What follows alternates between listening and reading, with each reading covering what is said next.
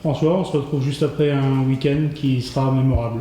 Ouais, week-end mémorable, oui, tout à fait. De 17 partants au total, si on inclut Agen, 16 chevaux dans l'argent, Ouais. c'est quasi inespéré. On va aux courses pour être dans l'argent, mais bon, ça se passe pas toujours comme on veut, mais enfin bon, les chevaux avaient tous des bonnes chances, oui, à la base, ils avaient tous des bonnes cartes à jouer. Avec la première grosse sensation du week-end, samedi, Alex de la Rédia, premier groupe 1, Ouais, on courait après. premier groupe 1 qu'on a attendu longtemps. Enfin, on n'en a pas énormément aligné non plus, mais enfin, ceux qui ont couru, j'ai toujours été battu dans les groupes 1, tête, encolure courte tête, enquête, et bon, voilà, j'ai jamais pu... Et là, ça y est, c'est fait, et puis il n'y a pas de discussion ce coup-là, hein. C'est gagné, et c'est bien gagné. On est gagné, le lendemain on remet ça. Le lendemain, on remet ça avec une exceptionnelle pouliche. Je pense qu'on va en entendre parler très longtemps, enfin, je souhaite de tout cœur. C'est vraiment de la grosse pointure, c'est de la très grosse pointure. La satisfaction, justement, c'est de briller avec des chevaux d'âge, avec des chevaux d'avenir également. Ça augure d'un horizon assez... Oui, briller avec tous les chevaux, quoi. Mais enfin, avec les jeunes, on a toujours... Après, on ne sait pas où ça s'arrête, quoi. On ne sait pas jusqu'où ça peut aller. Mais la victoire d'Alex est extrêmement plaisante. Le cheval a fait un truc, on l'a vu ce matin à la sortie, hein, les chevaux, ils ont des poils de souris, ils sautent partout, ils pètent la calamine. Même moi, je suis limite surpris, tant mieux. Avant le week-end, déjà, on était déjà sur une saison exceptionnelle, qui était déjà très élevée. Ouais. Et là, on explose les records personnels. Voilà. Et oui, parce qu'on a des bons chevaux, on a des chevaux de groupe 1, et l'année dernière, c'est ce qui m'a manqué. L'année dernière, j'ai fait une très bonne année aussi. Il m'a manqué un cheval de groupe, surtout de groupe 1, pour finir l'année en apothéose. Cette année, j'en ai 2. Donc, ça va. On est aujourd'hui à 3,8 millions, un peu plus de gains. 1,8 million à Auteuil, ça fait quasiment la moitié des gains à Auteuil. C'est significatif d'une évolution de l'effectif par rapport aux autres. Oui, tout à fait. Il y a des meilleurs chevaux, voilà. Et puis l'argent, elle se trouve à Paris, hein, même si les Parisiens couinent un peu parce qu'on vient leur voler leur argent. Hein. Mais l'argent se trouve à Paris, hein. En province, il y a des belles courses, mais à Paris, il y a le double. Donc, c'est là-haut qu'il faut aller, quoi. Il faut absolument avoir des chevaux pour Auteuil. Pour Enghien, non, il ne faut plus avoir de chevaux pour Enghien parce que c'est plus d'actualité.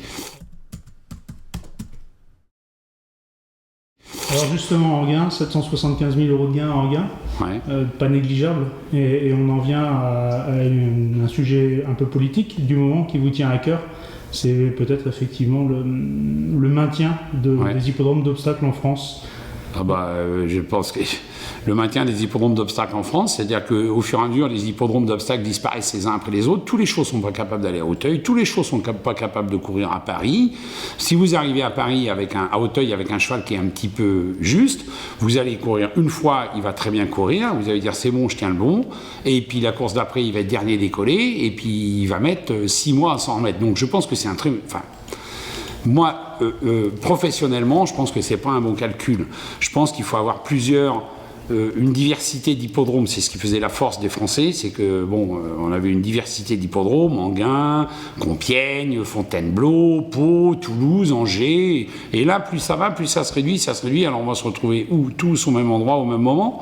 Il faudra qu'on s'adapte, hein, ça on sait faire. Hein, on va s'adapter, mais je pense que il va manquer quelque chose, c'est très clair, il va manquer quelque chose. Un risque d'une perte de diversité un petit peu. Oui, tout à fait, perte de diversité, et puis je vous dis, peut-être moins de chevaux susceptibles d'évoluer dans le long terme. Les cracks seront toujours les cracks, ils vont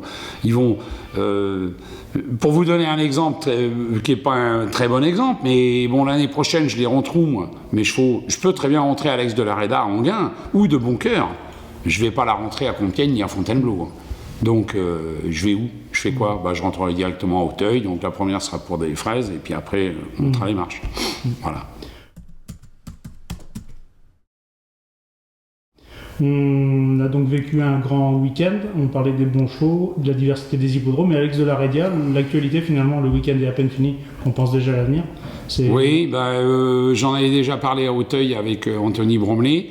Et David Powell. Il voudrait courir le cheval le 17 décembre à Ascot. Dans une course de haie, 4800 mètres, le cheval est très bien. Il a perdu 3 kilos, ce qui est absolument ridicule. Je l'ai vu ce matin, il est très souple, il est bien, il a beau poil, il a bon œil, enfin tout va bien. On ne va pas attendre qu'il soit moins bien pour ne pas y aller. Moi je suis assez chaud, oui, il faut y aller. C'est le moment ou jamais. Voilà, c'est maintenant qu'il faut y aller. Ouais. Sur l'avenir en France, dimanche prochain, le prix Renaud du Vivier, avec une belle cartouche, Youm. Ouais, Youm, qui est, je crois, un très bon cheval. Sûrement plus à son affaire en skip qu'en haie, mais c'est pas grave. On va aller en skip là, et on va aller en haie là et on ira en skip plus tard. Avec des ambitions quand même dimanche. Ouais, je pense. Ouais. Le cheval est vraiment bien. Il y a beaucoup d'anglais dimanche, il y a du monde. Hein. Il y a un vrai très bon lot. On va voir. Est-ce qu'on se projette déjà sur les meetings hivernaux ou c'est un petit peu tôt du côté de Pau? Non, je suis en train de préparer une quinzaine de chevaux là, pour le meeting d'hiver, gentiment. Bon, pour l'instant, on se balade un peu à droite à gauche, mais bon, j'en ai une petite dizaine qui vont aller faire le meeting tranquille. Mais moi, je fais pas de meeting, j'y vais au coup par coup. Voilà. Quelques noms quand même qui vous viennent à l'esprit a priori? On a si Farlo Desmottes veut bien aller, il aura peut-être comme objectif le grand steeple, enfin on verra. J'ai un cheval comme King's Speech, qui est un bon cheval. Qui a déjà bien fait. Voilà, qui a bien fait, qui a eu des petits bobos. Bon, après, il faut voir dans les 3 ans, là, les Kingalo, là, des chevaux comme ça, ils peuvent bien faire ces parcours-là. Faut que je vois. Mais après, j'ai beaucoup de chevaux qui sont au pré-entraînement, qui vont arriver, là, maintenant. C'est petite valeur, mais bon, c'est des chevaux qui peuvent tirer leur épingle du jeu cet hiver à Pau, quoi. Cagnes-sur-Mer, vous y étiez peu allé l'an dernier? Ouais, il y a 3 ans, j'y avais été, on avait quasiment tout pris. Et puis l'année dernière, je l'y étais, j'ai pris des fessées, et puis j'ai peut-être pas trop l'article cette année pour.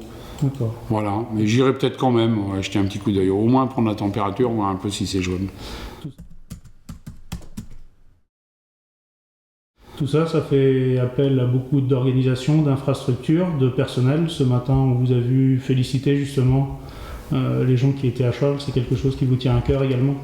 Je pense qu'il faut remercier ces gens-là. Il est très clair que s'ils ne sont pas là, moi je fais rien, j'existe pas, et si moi je suis pas là, ils n'existent pas non plus. Ils peuvent exister, mais différemment. Le problème, c'est que c'est toujours les mêmes qui passent devant la télé, c'est toujours les mêmes à qui on fait des compliments et tout, mais il faut pas. Enfin, moi, j'oublie pas que derrière, il y a toute une équipe. Quand on dit au jockey, t'es un crack, t'es ceci, t'es cela, il faut pas qu'il oublie ce gars-là, le jockey, qu'il y a toute une équipe derrière qui tous les jours travaille dur pour que les chevaux puissent arriver à leur top niveau aux courses. Et c'est la même chose pour l'entraîneur. Voilà. Alors je pense qu'il vaudrait mieux féliciter chaudement, très chaudement les propriétaires, parce que c'est quand même eux qui sont à la base, il n'y a pas de secret. Et puis on va dire que l'entraîneur pourrait passer derrière et ensuite le jockey. Moi je le vois dans cet ordre-là. En tout cas, bravo à tout le monde. Bravo à tout le monde. Ouais, bravo à tout le monde. Un grand bravo. Merci. Merci.